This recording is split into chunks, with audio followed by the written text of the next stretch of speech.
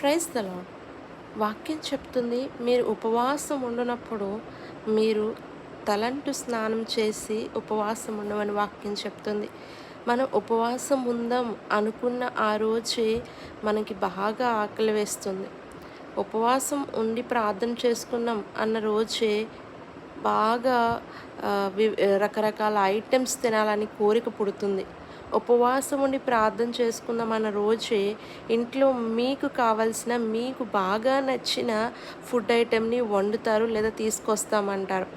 The అసలు ఎంత temptation ఉంటుందంటే ఫుడ్ విషయంలో ఉపవాసం అని నీ ఆలోచనలో వచ్చిన వెంటనే నీకు టెంప్టేషన్స్ అనేవి, శోధనలనేవి స్టార్ట్ అయిపోతూ ఉంటాయి. మనము ఫుడ్ విషయంలో బలహీనపడిపోకుండా ఉండాలనేదే దేవుని యొక్క కోరిక ఉంది. ఎందుకంటే దేవుని రాజ్యము, ఆహారము, పానీయము కాదని దేవుడే స్వయంగా చెప్పి ఉన్నారు కదా!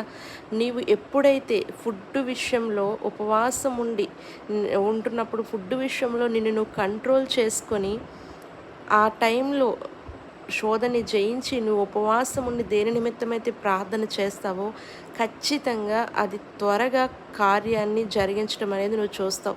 నువ్వు నార్మల్గా చేసే ప్రార్థన కంటే ఉపవాసముతో నువ్వు చేసే ప్రార్థనకి చాలా చాలా చాలా బలం ఉంది. అందుకే సాతాను దాన్ని చేయనీయకుండా అడ్డగించడానికి రకరకాల శోధనలు నీ ముందు పెడుతూ ఉంటారు.